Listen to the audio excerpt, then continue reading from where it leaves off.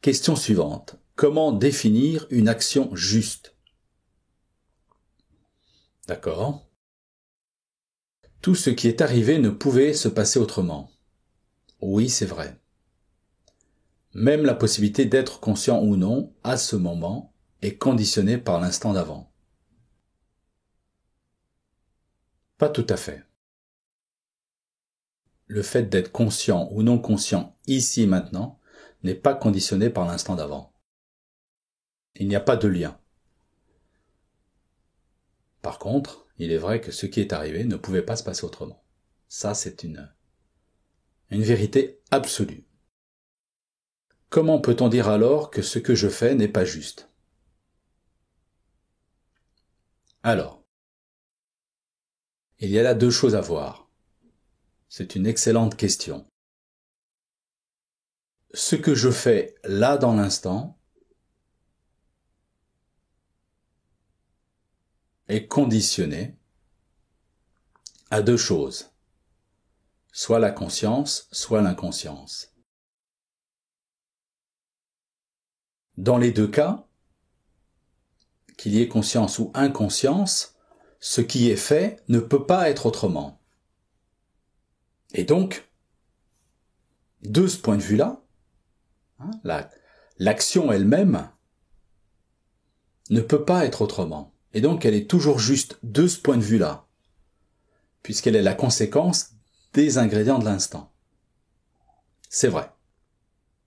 Le fait que l'action soit juste parce qu'elle ne peut pas être autre, ne veut pas dire que ce sur quoi elle s'appuie est juste. Reprenons l'exemple de l'interprète dans l'orchestre symphonique.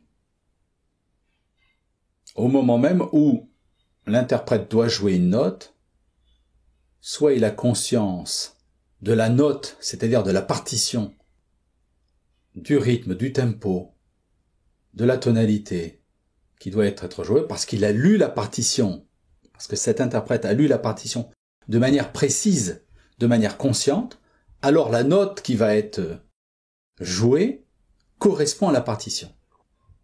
Donc la note est juste, elle correspond à la partition. Au moment même où l'interprète lit la note, il y a une erreur d'interprétation. Que la note n'est pas lue.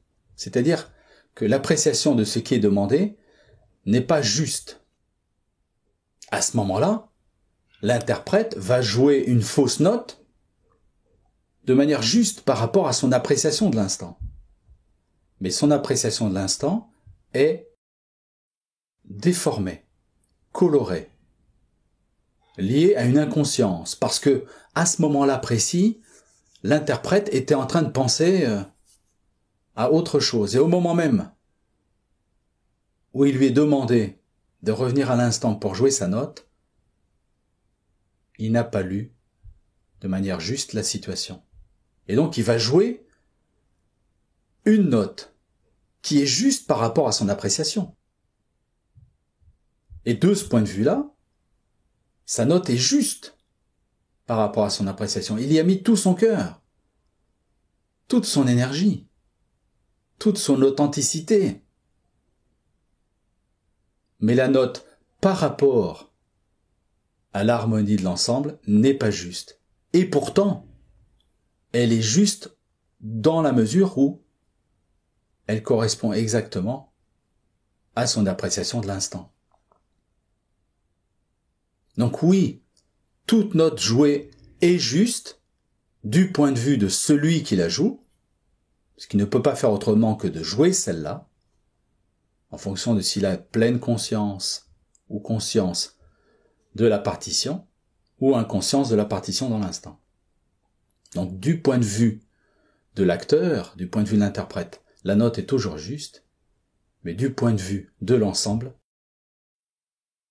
d'un certain point de vue, nous pouvons considérer qu'elle n'est pas juste puisqu'elle ne participe pas à l'harmonie de l'ensemble.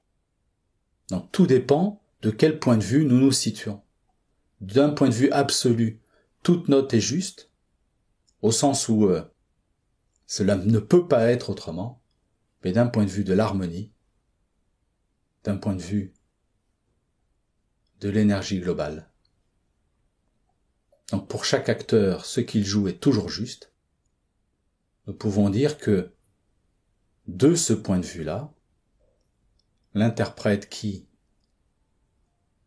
de par ses filtres, de par son inconscience, joue une fausse note, il est victime de son inconscience. Et de ce point de vue-là, il ne pouvait pas faire autrement que de jouer cette note, cette fausse note, qui à ce moment-là introduit une non-harmonie ou une disharmonie dans l'ensemble. Donc oui, tout ce qui se joue ne peut pas se jouer autrement, dans l'instant.